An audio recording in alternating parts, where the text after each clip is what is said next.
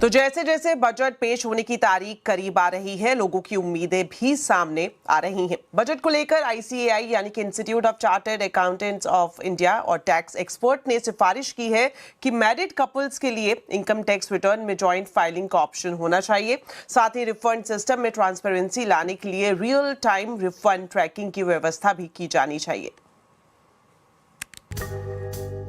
क्या income tax में रियायत मिलेगी या बड़े बदलाव होंगे, इसे लेकर आगामी बजट पर सबकी निगाहें टिकी हुई हैं। आईसीएआई यानी institute of chartered accountants of India ने वित्त मंत्री से शादीशुदा जोड़ों के लिए जॉइंट रिटर्न फाइलिंग का विकल्प देने की मांग रखी है। आईसीएआई का कहना है कि इससे फैमिली पर टैक्स का बोझ कम होगा, साथ ही टैक्स प्लानिंग को भी बेहतर करने में मदद मिलेगी। हमारा ये मानना है कि जो बेसिक स्टैंडर्ड डिडक्शन है वो 75,000 है, उसको 1.5 लाख रुपए कर दिया जाए for both of them, joint taxation हो जाए। जो हमारी बेसिक एग्जेम्पशन लिमिट है 4 लाख, वो 8 लाख हो जाए।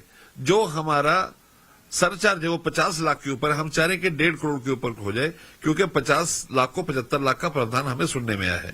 तो हमारा पर्पज ये है कि जो इनकम घर में आ रही है तो 2 लोगों में बढ़ जाए, जो नॉन अर्निंग स्पाउस है उसको भी इसमें इंक्लूड कर लिया जाए, ताकि प्रॉपर तरीके से इस इनकम का इस्तेमाल हो सके और टैक्स बेजा ना उन पर पड़े। आईसीएआई ने वित्त मंत्री को बजट के लिए अपनी सिफारिशें सौंपी हैं। इसमें एफ&ओ यानी फ्यूचर्स एंड ऑप्शंस ट्रेडिंग को स्पेकुलेटिव बिजनेस की कैटेगरी में रखा है और इस कैटेगरी से प्रिजम्पटिव टैक्स बेनिफिट को वापस लेने की मांग की है। इसके अलावा एक ही डिफॉल्ट के लिए डुअल पेनाल्टी के प्रावधान को हटाने और टीडीएस, टीसीएस और एडवांस टैक्स के लिए सालाना ई लेजर सिस्टम लाने की मांग की गई है, ताकि बकाया टैक्स को हर साल के लेजर से एडजस्ट किया जा सके। वहीं डिलॉयट जैसे टैक्स कंसल्टेंसी फर्म ने इनकम टैक्स में रिफंड की ट्रैकिंग रियल टाइम बेसिस का प्रावधान शुरू करने की मांग की है, ताकि टैक्स पेयर्स को रिफंड स्टेटस का पता चल सके।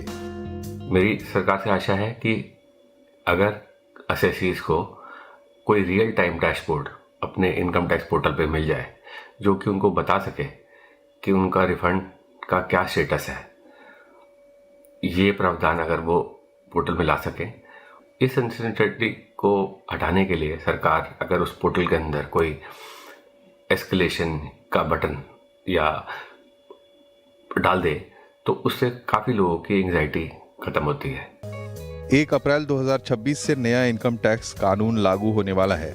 इसमें मौजूदा टैक्स कानून की भाषा को आसान बनाने से लेकर टैक्स की धाराओं की संख्या में भी कमी की गई है, ताकि टैक्स पेयर्स को ज्यादा सहूलियत मिल सके।